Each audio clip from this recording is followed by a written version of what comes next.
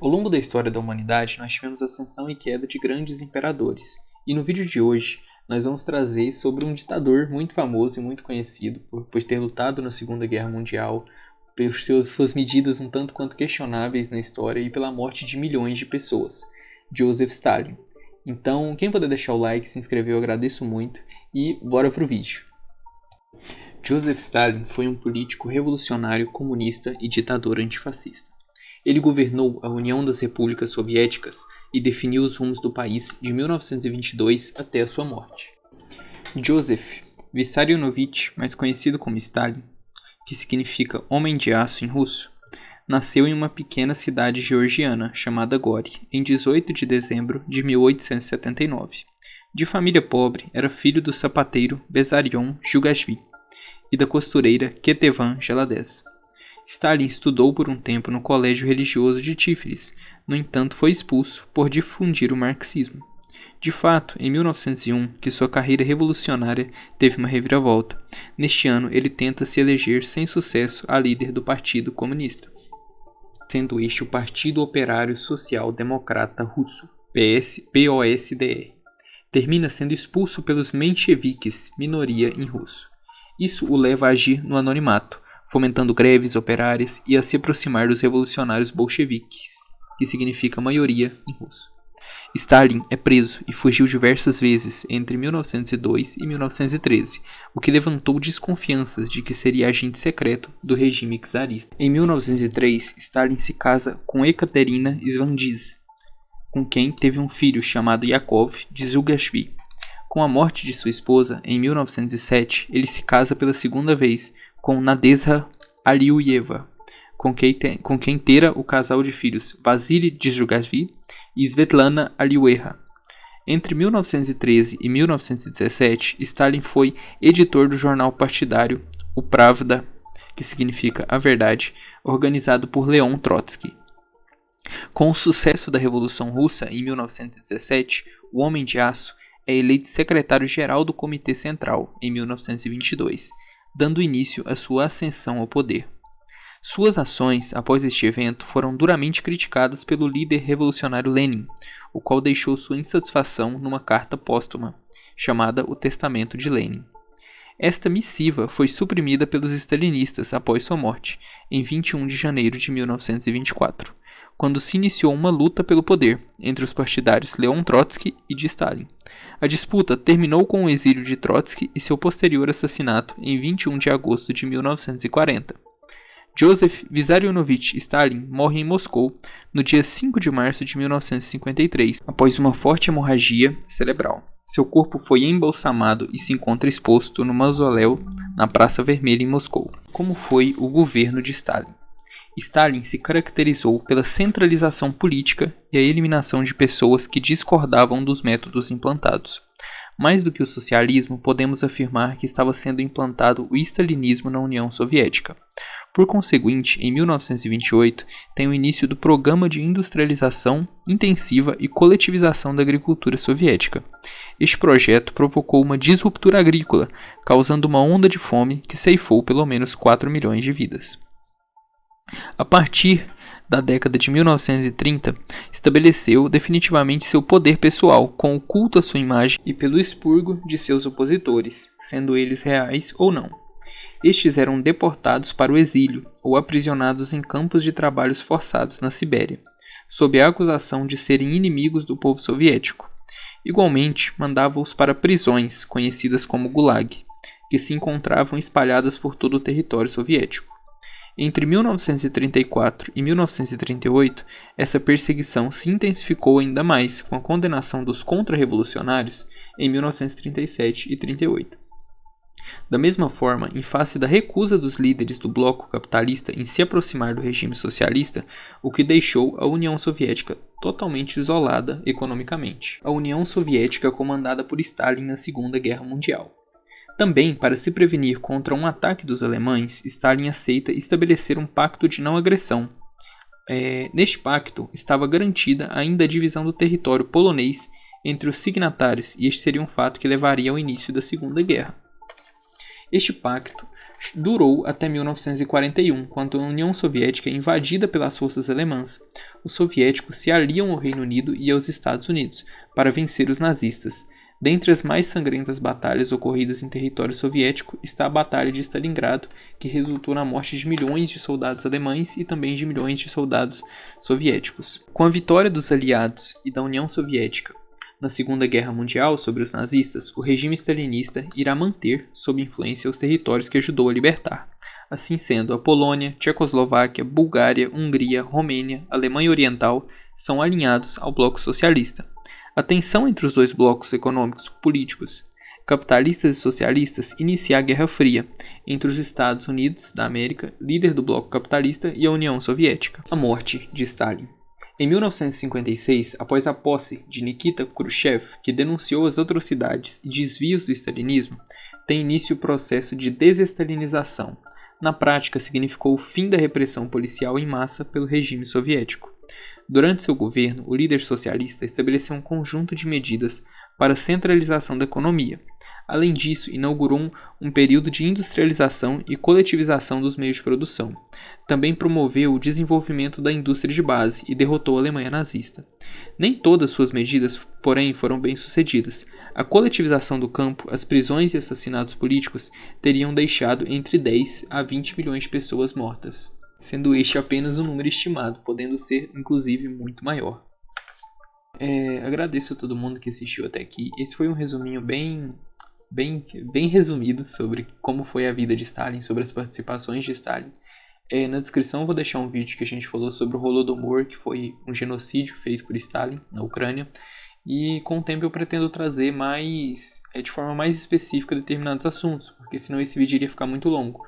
Mas eu quero trazer também um vídeo falando só sobre a participação da União Soviética na Segunda Guerra Mundial, só sobre as medidas e as decisões tomadas por Stalin no seu governo durante o stalinismo. Então agradeço a todo mundo que assistiu por aqui, muito obrigado. Até a próxima. Quem puder deixar o like, se inscrever, eu agradeço muito. E até mais. Valeu! Quem foi Mikhail Gorbachev? Mikhail Gorbachev é um advogado e político russo que ocupou a Secretaria-Geral do Partido Comunista da União Soviética, de 1985 a 1991. Com sua política moderada, foi o responsável pela abertura social, política e econômica de seu país, e indiretamente pelo fim da Guerra Fria. Formação e carreira política. Gorbachev nasceu na zona rural de Stavropol, em 2 de março de 1931. Seu pai era motorista e mecânico, e a mãe dona de casa. A região sofreu durante a Segunda Guerra Mundial, e a metade de 800 convocados para lutar não voltou para casa. Ingressou na juventude comunista de sua cidade, trabalhou como eletricista e quando terminou a escola foi a Moscou estudar direito. Ali conheceu sua esposa, Raíssa Titarenko, que seria sua companheira por toda a vida e mãe de sua única filha. Terminada a faculdade, o casal se instalou em Stavropol, onde Gorbachev trabalhava na promotoria e se envolvia com o Partido Comunista local, galgando posições de liderança. Assim, foi ministro da Agricultura em 1970 e membro do Comitê Central. Na década de 70, presidia várias delegações soviéticas em visitas à Bélgica, Alemanha Oriental e Canadá. Em 1984, Gorbachev é eleito secretário-geral do Partido Comunista da União Soviética, o mais alto cargo da URSS. Na década de 80, as diferenças entre o mundo capitalista e o mundo comunista eram cada vez maiores. No entanto, os gastos com armamentos eram um bom negócio para ambas as ideologias. Sem conseguir garantir o abastecimento à população soviética e com uma indústria cada vez mais defasada, Gorbachev dá os primeiros passos para abrir a União Soviética ao mundo. As economias americanas e europeias viviam um momento de expansão, a primeira liderada por Ronald Reagan, adotando os princípios do neoliberalismo, e a segunda devido ao crescimento e consolidação da União Europeia. A fim de não perder a chance de posicionar a União Soviética no mundo, Gorbachev iniciou uma política de aproximação externa enquanto promovia reformas internas. Por isso, encontrou-se com o presidente americano, Ronald Reagan, em Gênova, a fim de garantir que uma guerra nuclear não ocorreria entre as duas potências militares. Desta maneira, Gorbachev pôs em marcha as reformas que curiosamente levariam ao fim da União Soviética, Perestroika e Glasnost, que significa reestruturação e transparência, respectivamente. No dizer do político Grigori Yavlinsky, líder do Partido Democrático Russo e a Bloco, Rapidamente, Gorbachev entendeu que é possível matar a todos que discordam da sua visão política, que seria possível prender todos aqueles que discordam de você. Esta foi a mais importante, a mais séria e a mais crucial ideia que transformou a Rússia. Todas as outras mudanças aconteceram como consequências dessa inesperada e rara decisão do secretário-geral do Partido Comunista da União Soviética. As principais medidas do governo de Gorbachev para renovar a União Soviética foram: anistia aos presos políticos, acabar oficialmente com os gulags, fim da censura aos jornais e artistas, fim do sistema do Partido Único e criação de um sistema eleitoral onde os cidadãos votavam. Entretanto, apesar da crescente liberdade, Gorbachev desejava uma Rússia associada às antigas repúblicas soviéticas, nos moldes da Commonwealth britânica. Não esperava o levante nacionalista de países como a Lituânia, Ucrânia e o Azerbaijão, que foram duramente reprimidos pelo Exército Vermelho.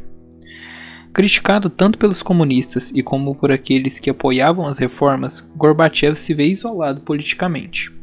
Não tinha o suporte necessário para as reformas econômicas, a perestroika, como a liberação dos mercados, e nem conseguia alavancar a economia da Rússia. Deste modo, Gorbachev sofre um golpe de Estado, liderado por Boris Yeltsin. Para evitar uma guerra civil, renuncia ao cargo de secretário-geral da União Soviética, em 24 de agosto de 1991.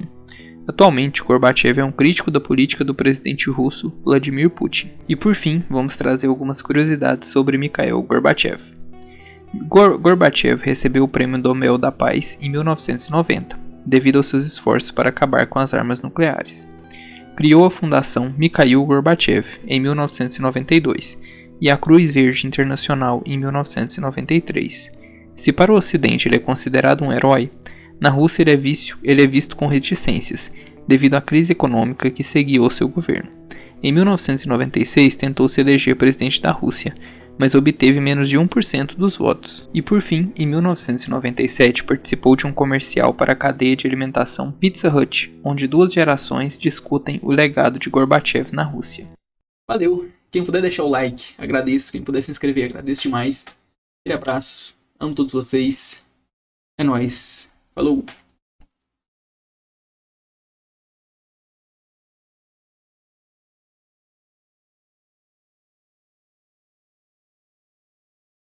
Perestroika e Glasnost foram as políticas reformistas levadas a cabo pelo secretário-geral do Partido Comunista da URSS, Mikhail Gorbachev, de 1985 a 1991. Perestroika. Perestroika ou a reestruturação consistia em acabar com a centralização econômica instaurada por Lenin depois da Revolução Russa, em 1917. A economia soviética era planificada pelo Estado, não existia a propriedade privada e os preços dos produtos industrializados e agrícolas eram estabelecidos pelo governo. Desta maneira, não havia concorrência e se as pessoas não passavam fome, tampouco havia variedade ou abundância. Igualmente, a maior parte dos investimentos ia para a indústria pesada de armas e para a guerra contra o Afeganistão. Gorbachev, aos poucos, abre o mercado soviético com as seguintes medidas: item redução de subsídios à economia, item fim do planejamento econômico estatal, item liberalização do comércio exterior, item eliminação dos limites de fabricação de produtos, item autorização de importação de produtos estrangeiros, item redução de fabricação de armamentos. A perestroika fracassou em abrir a economia russa por vários fatores. O primeiro foi a resistência dos políticos liberais e dos comunistas em aceitar estas medidas. Segundo, a indústria russa estava muito defasada em relação à ocidental e, de repente, se viu sem subsídios. Finalmente, com a desorganização do campo, seguiu-se o desabastecimento de alimentos causando revolta na população. Glasnost. Glasnost ou a transparência foi a política que visava aproximar a população das decisões políticas da União Soviética. Também buscava combater a corrupção entre os membros do Partido Comunista. Essas medidas contribuíram para o fim da União Soviética, pois o povo teve espaço para discutir as mudanças que estavam sendo operadas naquele momento. Assim podemos citar as principais medidas da Glasnost. Item anistia aos presos políticos. Item fim oficial do Gulag. Item fim da censura aos jornais e artistas. Item liberdade para grupos religiosos. Item fim do sistema de partido único. Item reabilitação das vítimas do governo de Stalin. Consequências da perestroika e da glasnost. Em 1988, quando discursava na ONU, Gorbachev declarou que todas as nações deveriam ser livres para escolher seu destino sem interferência externa. Estas palavras tiveram um efeito inesperado nos países do leste europeu. No ano seguinte, o regime comunista caiu de forma pacífica na Polônia, Hungria, Alemanha Oriental, Tchecoslováquia e Bulgária. Somente na Romênia houve enfrentamento entre o exército e a população e a execução do presidente Nicolae Ceausescu e sua esposa. No final de 1989, com a queda do Muro de Berlim, começariam as discussões que resultariam na reunificação da Alemanha em outubro de 1990. Quanto à União Soviética, enfrentaria a rebelião de várias repúblicas que haviam sido anexadas como Estônia, Lituânia e Letônia. Submetido a referendo, os soviéticos decidem pelo seu fim em 1991 e Gorbachev renuncia à presidência da República no final daquele ano. Valeu! Quem puder deixar o like, agradeço. Quem puder se inscrever, agradeço demais. Aquele abraço. Amo todos vocês. É nóis. Falou! Ao longo da história, muitos escândalos religiosos aconteceram, isso não sendo uma exclusividade apenas da Igreja Católica. No entanto, por ser a maior religião cristã do mundo e uma das maiores religiões do planeta Terra, isso fica muito evidente, isso fica muito em pauta. Então no vídeo de hoje a gente vai trazer os casos mais chocantes envolvendo a Igreja Católica. Então bora pro vídeo, quem puder deixar um like, se inscrever, agradeço demais e bora lá! Os supostos fetiches do Papa Alexandre IV. Este Papa aparentemente gostava de ver cavalos cruzando como entretenimento, mas ele também se associou a uma festa em 1501 conhecido como Banquete das Castanhas ou Luta de Prostitutas. De acordo com o historiador Tony Perrotetti, ele arrumou 50 mulheres para tirar a roupa, depois castanhas eram jogadas no chão, forçando as mulheres a rastejar em torno de seus pés como porcos. E para tornar a festa ainda mais interessante, o Papa Alexandre IV teria oferecido prêmios ao homem que conseguisse fazer sexo com a maioria das mulheres. A caça às bruxas. O livro Malleus Maleficarum, que significa Martelo das Bruxas, foi escrito em 1487, depois que o Papa Inocêncio VIII declarou que as bruxas eram reais. Daí em diante, milhões de mulheres foram perseguidas e mortas por supostamente serem bruxas. Estima-se que entre 40 mil e 50 mil pessoas tenham sido queimadas na fogueira, sendo a maioria mulheres, mas alguns estudos sugerem que o número é muito maior, já que nem todas as execuções foram feitas em áreas públicas. O massacre desencadeado pelo livro Malleus Maleficarum continuou por séculos. Os famosos julgamentos das bruxas de Salem, por exemplo, aconteceram em 1692.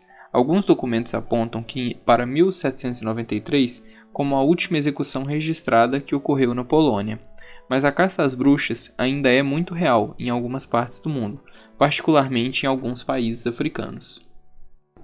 As atrocidades cometidas pelo Papa Bonifácio VIII. O Papa Bonifácio VIII, chefe da Igreja Católica entre 1294 e 1303, parece ter sido tudo menos um santo. Há alguns relatos dele abusando de várias mulheres e crianças, tanto que foi postumamente acusado de heresia e sodomia.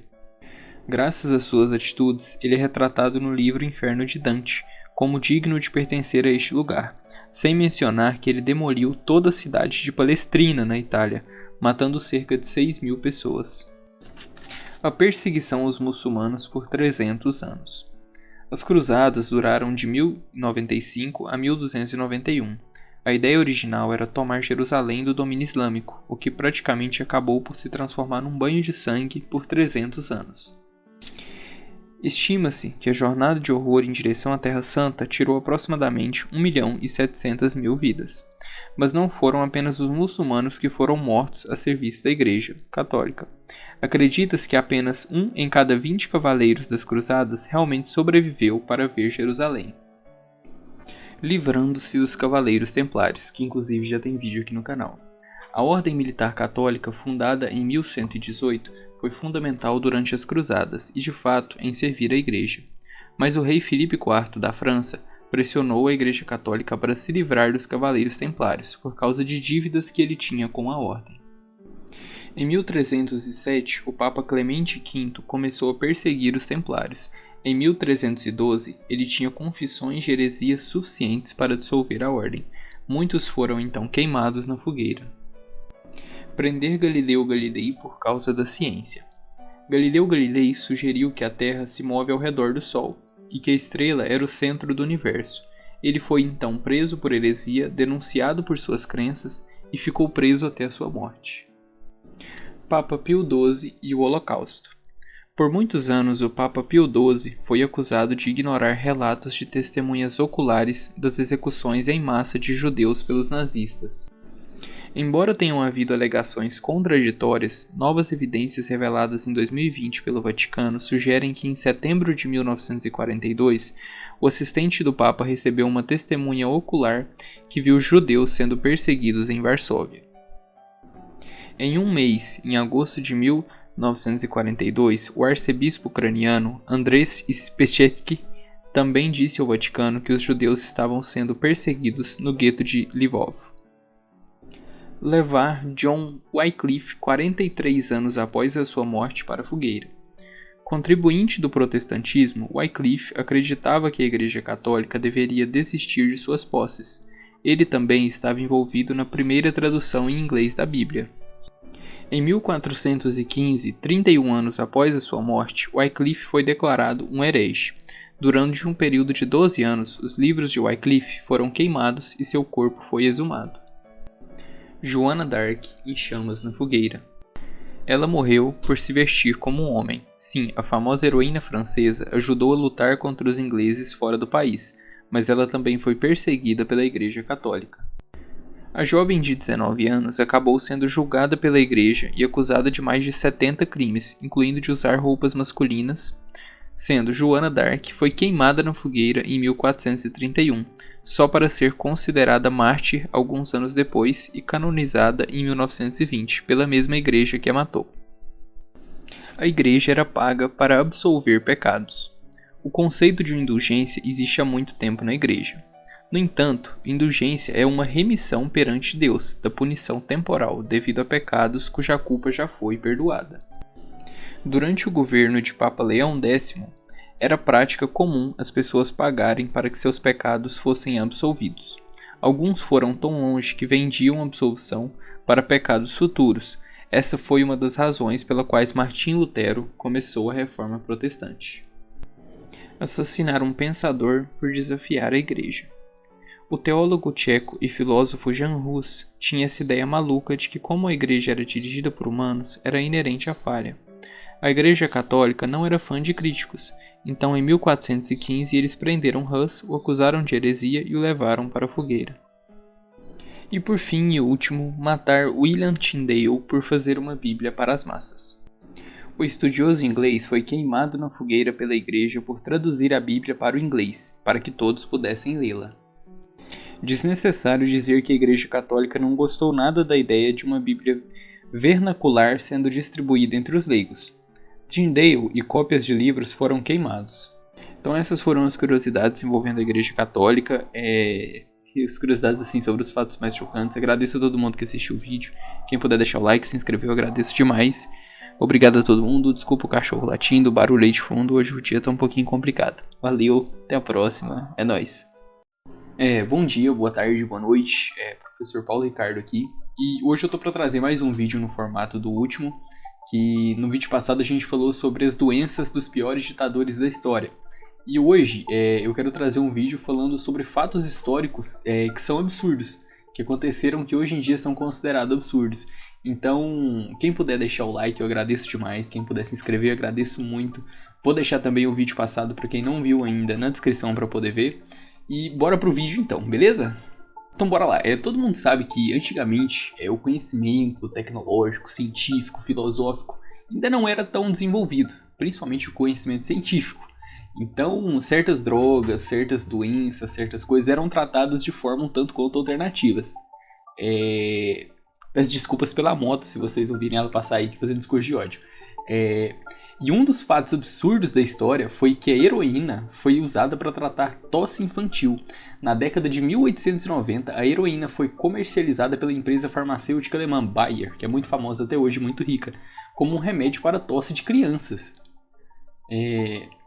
A empresa anunciou especificamente seu uso em crianças até 1912. Então, tipo assim, olha que absurdo. Eles davam heroína para as crianças para tratar a tosse. As crianças chapadas e não tossia mais.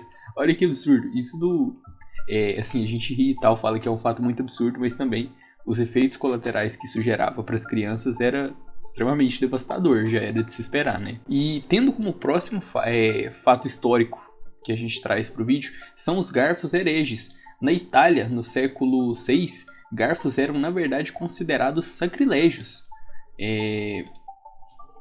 Mas por que os garfos seriam ofensivos a Deus? Fica a pergunta. Bem, o pensamento na época era o seguinte: Deus criou humanos com dedos, que costumavam ser usados para comer, para que os humanos não precisassem de uma ferramenta para se alimentar.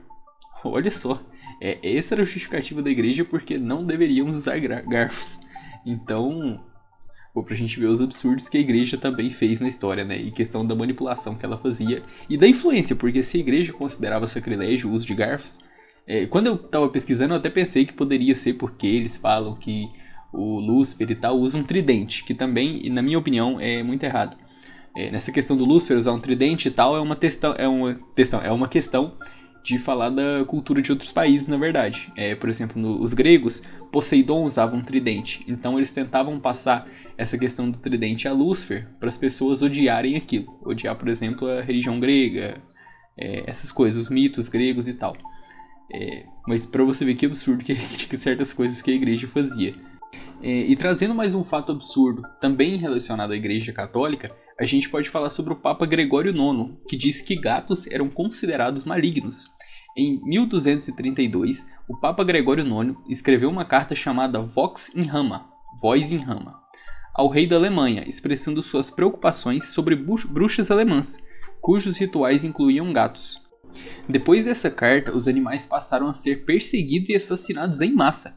Realmente, gatos, em particular os pretos, foram demonizados desde então. Até por isso, hoje em dia, a gente tem aquele mito que o gato preto dá azar, né? E em filmes de terror, por exemplo, sempre tratam o gato como que aquele que vê algo sobrenatural. Ele tá na linha dos dois mundos, então ele consegue ver fantasmas. Tem muito filme que fala sobre isso, que usa o gato como essa questão demoníaca, satânica. Até no próprio filme do Constantine mesmo fala sobre a questão do gato. Que o gato consegue ver, consegue sentir presenças. Então, isso começou com a Igreja Católica também. Só que, no entanto, com a morte daquele monte de gatos que a igreja estava matando, pode ter contribuído para a proliferação dos ratos. E isso, consequentemente, ajudou a espalhar a praga na época. Ou seja, ocorreu muito mais mortes por causa disso. Como endemonizaram os gatos e mataram a grande maioria, isso contribuiu para que os ratos conseguissem se proliferar com mais facilidade e ajudando assim a espalhar a peste. Então, para você ver o quanto que foi prejudicial, tá vendo? Tem que amar os gatinhos trabalham bem. E agora a gente indo para o próximo fato absurdo da história, a gente vai falar de Mary Shelley. A Mary Shelley é uma autora romancista inglesa, muito conhecida pelo romance gótico Frankenstein, que até hoje é muito famoso. E ela guardou o coração de seu falecido marido. Quando o marido dela morreu, ela pegou e manteve o coração de seu marido morto numa caixa em sua mesa. O marido de Shelley, o poeta Percy Bysshe, se afogou no acidente de barco quando tinha 29 anos. Isso que é amor, hein? Guardou o coração dele para a vida, ou até o tempo que durou. E agora a próxima, que é no entanto muito bizarra, assim, muitos de vocês vão ficar enojados, é que na Roma antiga, os romanos usavam xixi como enxaguante bucal. No entanto, essa loucura faz sentido, se você parar para pensar, porque a urina é rica em amônia, que tem propriedade de remoção de manchas. Talvez os romanos tenham percebido isso. Eu fico pensando, tipo assim, quem que foi o primeiro? O cara que pegou a urina e virou e falou: pô, e se eu usar isso de enxaguante bucal? O que acontece? Eu fico me perguntando, e o primeiro? Tipo assim, quem que teve a brilhante ideia de pegar a urina e pôr na boca pra ver o que acontecia? e virar e falar, pô, tira a mancha, que da hora. Vou contar pra todo mundo, pra toda a minha família. Estranho, né? É estranho pensar que teve um primeiro, né? E agora a gente vai para um czar russo, Pedro o Grande. Pedro o Grande fez sua esposa, que o traiu, se sentir culpada todos os dias pela traição. Ele fez uma prática um tanto quanto questionável. A esposa de Pedro o Grande, Caterine, o traiu com Wilhelm Mons. Então o czar Pedro não só matou o cara, como encontrou uma maneira assustadora de lembrar a esposa todo santo dia sobre seu adultério. O czar russo decapitou o amante de sua esposa, colocou a cabeça em um frasco e pôs no quarto de Caterine, como um lembrete de seu caso extraconjugal. Isso que é um cara vingativo, hein? Você parar pra pensar. E você achando aí que a sua mulher, que a sua digníssima é vingativa. Olha o cara, olha esse cara. Esse aí é hardcore na vingança, hein? Porra. Pensa, a mulher do cara acordar todo dia com a cabeça do homem que traiu. E coitado do cara também, né? Porra, por mais que o cara tá larico e tal, mas coitado. E agora a gente vai pro presidente dos Estados Unidos, Lyndon B. Johnson. Sobre um fato curioso e bizarro também que ele fazia, são as reuniões no banheiro. Esse aí ele já estava avançado na pandemia. O presidente dos Estados Unidos teria conduzido reuniões no banheiro. Ele tinha um telefone instalado no banheiro da Casa Branca para poder trabalhar sentado de lá. Esse aí, visionário apenas, eu acho, na minha opinião, aqui brincando e tal, mas eu na pandemia, aula da faculdade, eu via no banheiro. Ia tomar banho, deixava a professora falando lá, desligava a webcam não, a câmera do telefone, e ia tomar banho. Então ele já era um visionário desde o início, ele já estava preparado. E agora o próximo fato, que esse eu achei bastante curioso, eu até pesquisei bastante depois que eu estava estudando para fazer o roteiro do vídeo, é que Albert Einstein poderia ter sido presidente de Israel. Quando o presidente israelense Chaim Weizmann morreu em 1952, o cargo foi oferecido a Albert Einstein. A ideia veio então do primeiro-ministro israelense David Ben-Gurion. Einstein eventualmente recusou, é lógico, pelo tudo que a gente sabe. Mas isso nos leva a pensar o que teria acontecido se ele tivesse aceitado o papel de presidente dos Estados Unidos, de Israel. O que poderia ter acontecido, né? Sim, por mais que eu acho que Einstein era um físico e não tem nada a ver com política, com gestão pública. Mas poderia ter sido um fato interessante. E agora a gente vem pro último, e o pra mim, assim, de todos, é o mais bizarro. E também mais... Que cara bom de trabalho, já deixando aqui meu elogio pra ele. Um agente duplo foi condecorado pelos aliados e pelo eixo na Segunda Guerra Mundial. O espião espanhol Juan Pujol Garcia trabalhou como agente duplo para os britânicos e para os nazistas durante a Segunda Guerra Mundial. O mais estranho disso é que Garcia foi condecorado com a maior honra pela prestação pelos dois lados. Pelos nazistas, ele recebeu a Cruz de Cavalheiro da Cruz de Ferro, e do outro lado ele recebeu a excelentíssima Ordem do Império Britânico. Ou seja, esse cara ele trabalhou tão bem que ele foi condecorado com a honraria mais alta, tanto pelos nazistas quanto pelos britânicos. Isso é muito bizarro, tipo assim, um agente duplo ele foi condecorado com a maior honraria pelos dois lados. Pra você ver o tanto que esse cara ele era bom de trabalho. Trabalhou muito bem. Então, esse foi o nosso vídeo. Hoje foi um vídeo em tom mais de comédia e tal. Tem alguns fatos também muito interessantes. Acho que vale a pena para todo mundo. Sempre todo aprendizado é válido, nada é inútil. Quem puder deixar o like, valeu demais. Quem puder se inscrever, sempre agradeço. Tenha uma boa noite, uma boa tarde, um bom dia a todos. Obrigado por me assistir, por me ouvir aqui, por me dar essa oportunidade. E valeu, até a próxima. Falou! Estes homens marcaram a história de maneira terrível. Eles foram cruéis, foram violentos e foram desprezíveis, e também megalomaníacos. Neste vídeo contaremos onde estão enterrados os 10 maiores ditadores da história. Então senta aí na cadeira, já pega sua pipoquinha e bora pro vídeo. O primeiro ao qual iremos falar é Francisco Franco. O túmulo do ditador espanhol ficava no Vale de los Caídos, um conjunto monumental com uma basília subterrânea, nas montanhas de Madrid, e era frequentado por inúmeros militares da extrema-direita do país. Após meses de batalha judicial iniciada pelo governo, os restos mortais de Franco foram exumados e colocados num túmulo mais discreto, no cemitério de Mingorubio, em El Pardo, Madrid. E agora vamos a Benito Mussolini. Depois de ter sido morto a tiros, seu corpo foi movido constantemente de lugar durante 12 anos. Logo a cabeça do ditador italiano foi exposta em praça pública em Milão, para que todos soubessem de seu paradeiro. Finalmente, em 1957, as autoridades entregaram o corpo à sua família, e ele foi sepultado no cemitério de San Cassiano, na cidade de Predápio. E agora, vamos falar sobre uma história um tanto quanto controversa: o corpo de Adolf Hitler. Existem diversas teorias referentes ao corpo de Adolf Hitler. Existem também teorias de que Adolf Hitler teria fugido para a Argentina em um submarino. No entanto, muitos acreditam que os restos mortais de Hitler foram queimados e enterrados pelas autoridades soviéticas, que haviam cercado em Berlim. Em 1970, os soviéticos desenterraram as cinzas do nazista alemão e jogaram seus restos mortais nas águas do rio Biedritz, um afluente do Elba. Também temos o ditador português, Antônio de Oliveira Salazar.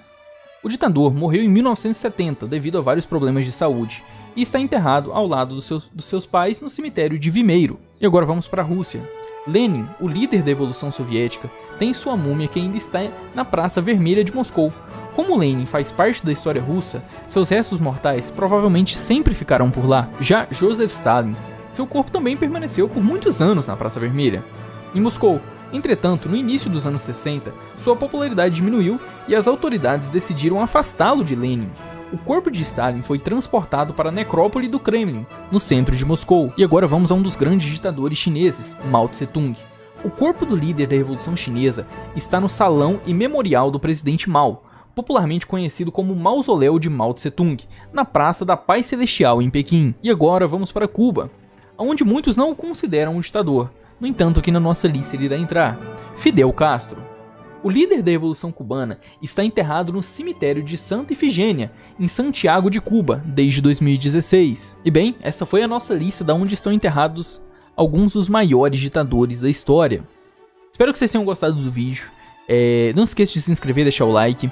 Fique agora no final com um recadinho dos nossos patrocinadores e comentem aí se vocês querem a parte 2 desse vídeo. Olá, no vídeo de hoje vamos falar sobre a Operação Paperclip, um programa secreto conduzido pelos Estados Unidos após a Segunda Guerra Mundial para recrutar cientistas e engenheiros alemães, muitos dos quais envolvidos em pesquisas relacionadas à tecnologia militar e de foguetes. Vamos explorar a história por trás dessa operação, suas implicações e críticas. A Segunda Guerra Mundial foi um conflito militar global que ocorreu entre 1939 e 1945.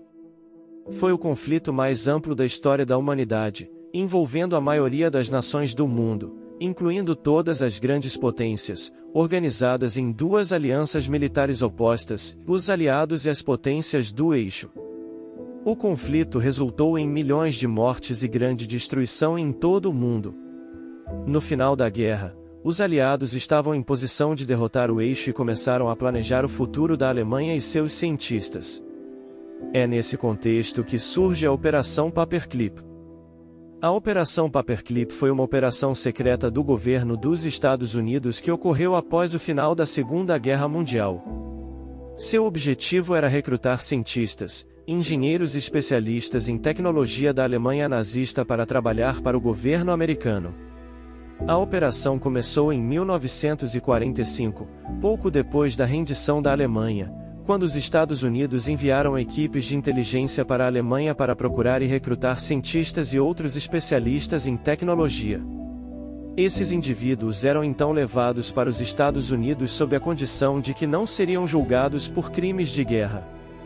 Ao todo, estima-se que mais de 1.500 cientistas alemães foram trazidos para os Estados Unidos através da Operação Paperclip, incluindo figuras proeminentes como Wernher von Braun, que mais tarde se tornou o diretor do Centro Espacial Marshall da NASA, e Arthur Rudolph, que ajudou a desenvolver o foguete V-2 para os nazistas.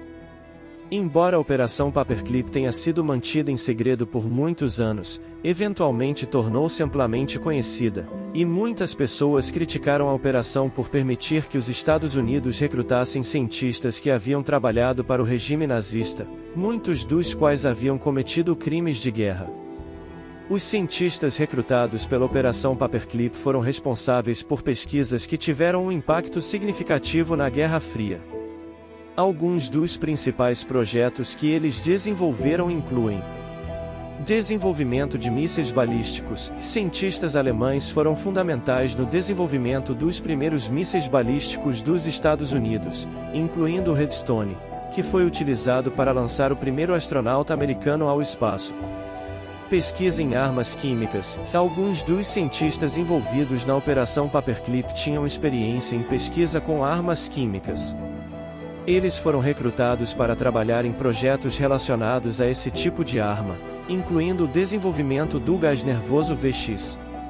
Avanços na medicina. Muitos dos cientistas recrutados tinham experiência em medicina e pesquisa médica.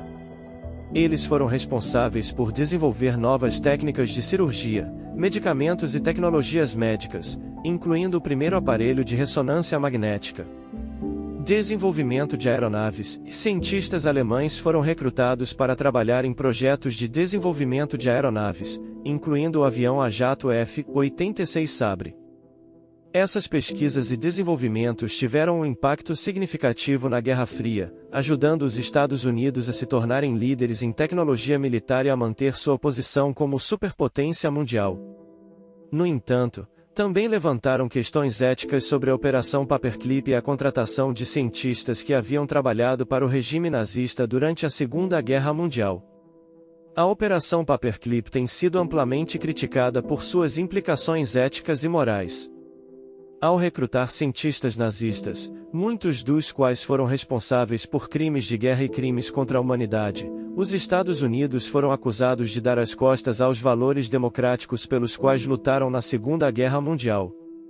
Muitos dos cientistas recrutados pela operação eram membros do Partido Nazista ou tinham ligações com a SS. Alguns haviam realizado experimentos em seres humanos em campos de concentração e foram julgados por crimes de guerra em Nuremberg. Apesar disso, foram acolhidos pelos Estados Unidos como parte de uma estratégia para desenvolver tecnologias avançadas que poderiam ser usadas contra a União Soviética na Guerra Fria. A Operação Paperclip levantou questões éticas importantes sobre a responsabilidade de indivíduos e governos pelos crimes cometidos durante a guerra.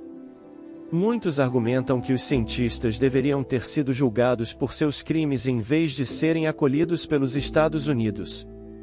Outros criticam a hipocrisia dos Estados Unidos por se apresentar como um defensor dos direitos humanos, enquanto recrutava cientistas que haviam violado esses mesmos direitos. Além disso, a Operação Paperclip também levantou questões sobre a integridade dos Estados Unidos como uma nação que luta pela liberdade e democracia. O fato de os Estados Unidos terem se aliado a cientistas nazistas sugere que o país estava disposto a fazer concessões morais e éticas em nome da superioridade tecnológica e militar. Em resumo, a Operação Paperclip é vista como um capítulo controverso e sombrio da história americana, levantando questões importantes sobre ética, responsabilidade e integridade. É importante refletir sobre as implicações da Operação Paperclip, que envolveu a recrutação de cientistas nazistas pelos Estados Unidos. Afinal, é possível argumentar que, mesmo em tempos de guerra, não devemos sacrificar nossos valores e princípios éticos em nome da segurança nacional. Ao recrutar cientistas nazistas responsáveis por crimes de guerra e crimes contra a humanidade, os Estados Unidos podem ter alcançado avanços tecnológicos significativos, mas também comprometeram seus próprios valores e o respeito pelos direitos humanos. Além disso, ao dar imunidade a esses cientistas e encobrir seus crimes, os Estados Unidos enviaram uma mensagem preocupante para o mundo, de que, sob certas circunstâncias, a justiça e a ética podem ser colocadas em segundo plano em nome da segurança nacional. É fundamental que reflitamos sobre as ações tomadas em nome da segurança nacional, questionando se essas ações realmente servem ao interesse público ou se apenas servem a um pequeno grupo de poderosos. Devemos estar vigilantes em relação aos limites éticos e morais que devemos respeitar, mesmo em tempos de crise, para garantir que nossas ações reflitam nossos valores e princípios como sociedade. No vídeo, abordamos a Operação Paperclip, que foi uma operação secreta conduzida pelos Estados Unidos após a Segunda Guerra Mundial com o objetivo de recrutar cientistas, engenheiros e técnicos alemães, muitos deles membros do Partido Nazista, e trazê-los para os Estados Unidos.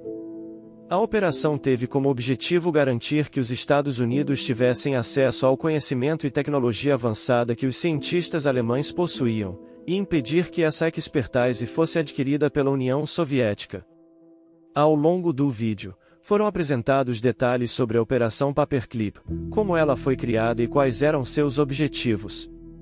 Também foram mencionados alguns dos cientistas que foram recrutados e o impacto de suas pesquisas na Guerra Fria. Além disso, discutimos as implicações éticas e morais da operação, em particular a forma como os Estados Unidos recrutaram cientistas nazistas, muitos dos quais foram responsáveis por crimes de guerra e crimes contra a humanidade. Essa questão levanta a importância de questionar as ações tomadas em nome da segurança nacional e de respeitar os limites éticos mesmo em tempos de guerra. A Operação Paperclip foi um episódio histórico controverso que levantou muitas questões éticas e morais. Como vimos, os Estados Unidos recrutaram cientistas nazistas para o país, permitindo que eles continuassem suas pesquisas, muitas vezes sem serem responsabilizados pelos crimes de guerra que cometeram durante a Segunda Guerra Mundial. Embora tenha sido justificada como uma medida necessária para garantir a segurança nacional dos Estados Unidos na Guerra Fria, a Operação Paperclip levanta importantes questões sobre a ética e os limites da ação governamental em tempos de crise. É importante que aprendamos as lições deste episódio da história e que sejamos críticos em relação às ações tomadas em nome da segurança nacional. Devemos sempre questionar os limites éticos e morais de nossas ações e considerar as consequências a longo prazo. A história da Operação Paperclip serve como um lembrete importante de que as escolhas que fazemos hoje podem ter impactos significativos nas gerações futuras. É importante que possamos sempre buscar mais conhecimento e informações sobre os eventos históricos, para podermos entender melhor o mundo em que vivemos e tomar decisões informadas no futuro.